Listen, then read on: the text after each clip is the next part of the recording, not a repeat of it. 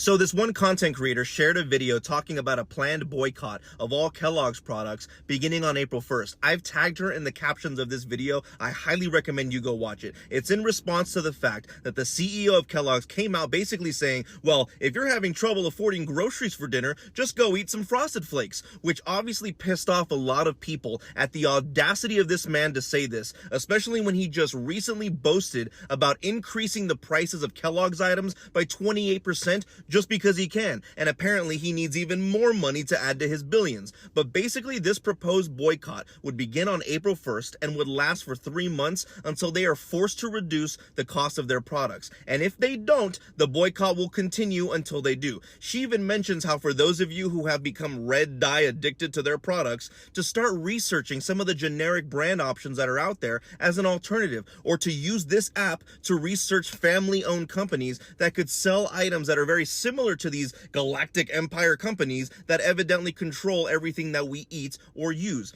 This to me is brilliant because it really does force us to ask, why aren't we doing more to stop this grip of control that these billionaire elites have on us? I can't believe I'm about to reference a Disney movie here, but did you all see A Bug's Life? I mean, at one point in the movie, one of the bad guys' henchmen suggests, why should we even bother messing with all the little ants, aka, you and I, the regular people? To which he responds, because it's about keeping them in line. And if they ever figure out that they outnumber us 100-1, there goes our way of life. And does anyone remember how that movie ends? The ants come to the realization that, hold up, there are way more of us than there are of you, and they decide to give the grasshopper bad guys the big fuck you and run them out of town. Like, do people not realize that we outnumber these psycho, evil, lying, duplicitous, billionaire elite assholes like 1,000-1? I mean, it's even in the numbers breakdown. They are the 1%, and we are the 99%, and yet everything in our lives is dictated by them. All of your financial, mental, spiritual, and physical well-beings are at the mercy of what they want.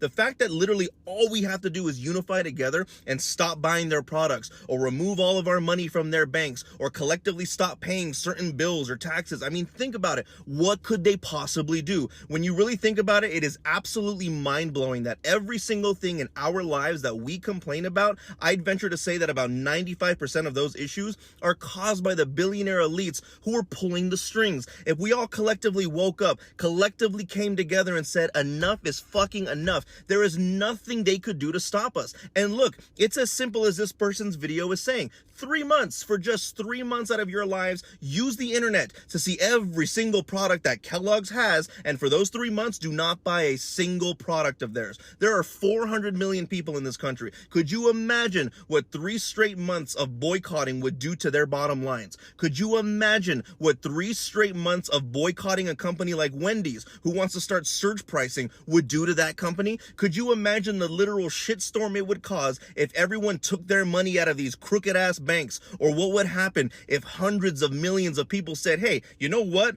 We're not paying another dime in taxes until you fix the system. Could you imagine if there were 3 straight months of people who were barely able to afford the ridiculous rent prices, if they locked themselves in their places and just held out until these property companies crumbled from not receiving a payment? My point is that it is so blatantly obvious how we're the ones who hold the power. We are the ones who have the ability to come together and to end the nightmare that has been created for us. And yet, we do nothing. We continue to use their products, we pay their prices, and we bow down to their whims, choosing comfort over actual true freedom and peace. I gotta break it to you, nothing great in our lifetimes has ever been achieved through comfort and inaction. Sometimes if you want peace, you gotta fight for it. And it's literally as easy as just standing up, boycotting products, and simply saying no. Look at this app, look at the internet. We have never had it so easy in the history of mankind to be able to communicate with one another without mainstream media doing it for us. We use things like this app to voice our frustrations, to try and join people together in ideologies that will make for a brighter future, and still we do nothing because we're poisoned by their foods. We're distracted by celebrity gossip or brain-rotting TV shows or news channels, or they want us talking about what Taylor Swift is doing next with her dating life. They keep us fighting with each other about things like racism, immigration, or the climate. How stupid is it that if you equate all of this to a football game, right,